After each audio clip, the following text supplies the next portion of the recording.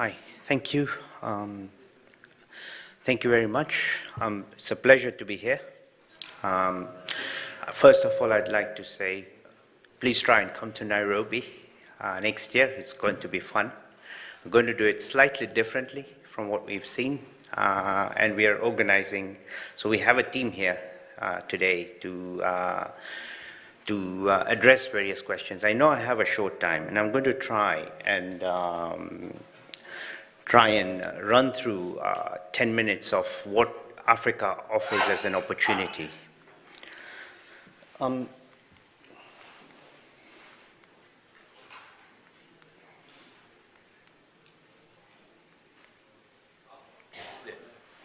Yeah, so I put up an infographic there, which says $5.6 trillion, $5.6 trillion of African business opportunity exists today.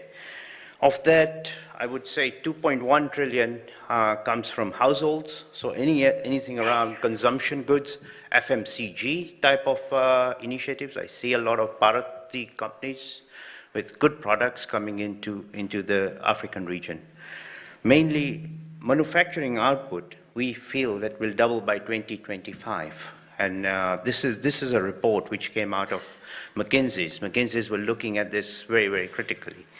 Also, on top of that, the oil exporters and the Arab Springs have affected Northern Africa and all the oil producing companies or countries. But the rest of Africa is growing, and it's growing at a good rate.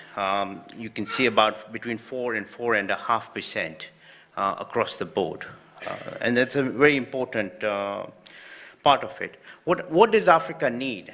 And when we talk about needs, it needs more large companies. And I think we have, as a group of Hindus, a lot of large companies when I look around. So it needs large companies to be able to deliver and outline various products, services to the market. Profit is the key in Africa. You achieve better margins working in the African region because of the risk associated. But there is 0 companies which are in the Fortune 500, 0 African companies. So there is an opportunity there inherently which has been identified.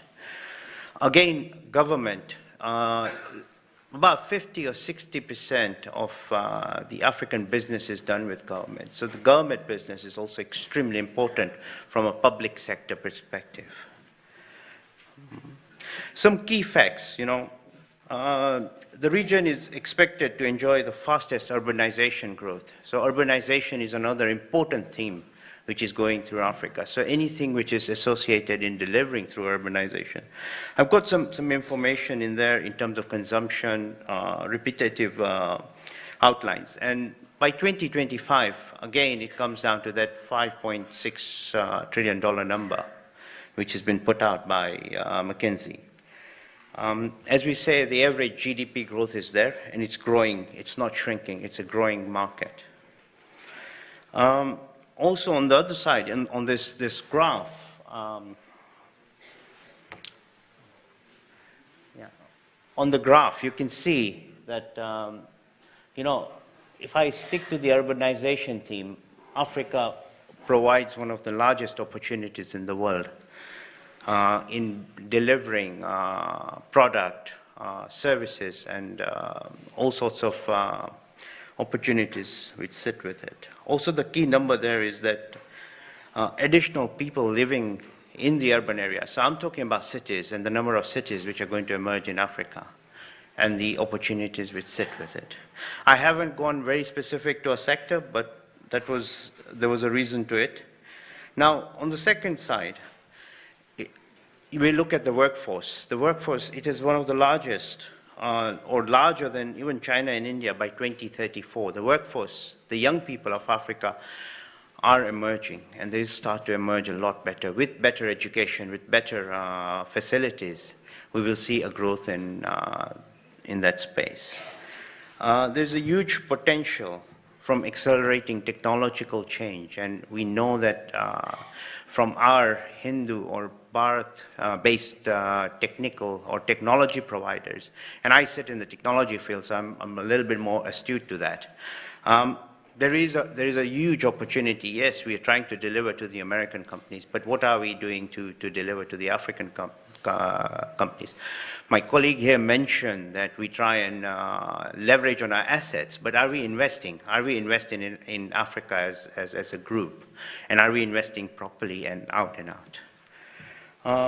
So, you know, that's the key thing. But also on the other side, there's a household consumption which is on the increase. The middle class in Africa is growing drastically, effectively.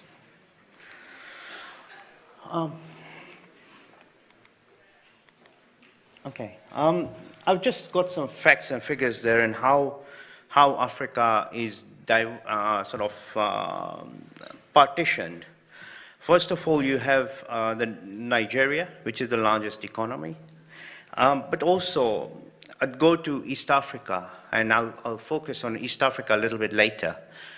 We feel East Africa is a launch pad for all of the any of the companies which are aspiring to invest in Africa and use East Africa as a launch pad.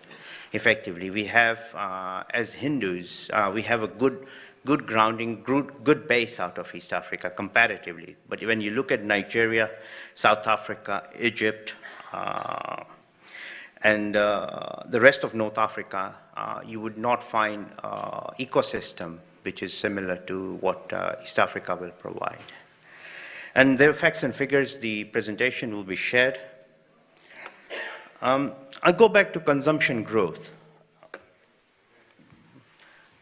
We look at a lot of figure work which has come out. The key thing there is, if I divide the regions from North Africa and South Africa, one part where you have a lot of affluent buyers, and the biggest spending categories are present in South Africa or North Africa at the moment. Nigeria, of course, largest single consumer market in Africa, represents about 15% growth in 2025.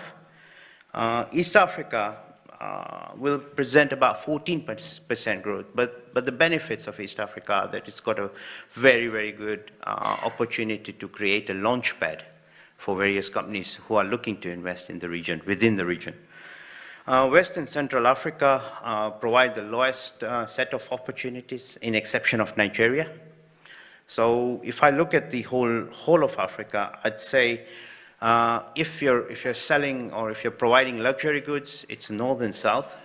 If there is investment which is going in, it would be Nigeria or the East African region, which would be of serious consideration. Again, 75 African cities account for 49% of consumption by 2025. So again, focusing a little bit on the urbanization side of it. Yes. Now I'll look at the sectors. I've listed the sectors down, right, going through. Agriculture and agri-processing offers the largest opportunity, outlining and looking at growth and how growth is going to come by. Manufacturing is the next one. Construction, wholesale and retail, resources, banking and insurance, telecommunications and IT, and there are others which will provide. Again, if I look at how the share of consumption, and I based my presentation on consumption equals to opportunity. Consumption of, I'd say East Africa has the largest offering in terms of consumption, but as we go down, Egypt, North Africa, Nigeria, and in its entirety, it's a plus growth. Yeah, I'd say I'd invite you to Kenya to come and look, and we'll talk a little bit more about it. I've run out of time. I had a couple of more slides to go through, but just to leave you come and invest in Africa, and we are all here to answer your questions. I haven't been very specific. I haven't given very specific examples because I want to try and have those one-to-one conversations with everybody around the table. Thank you.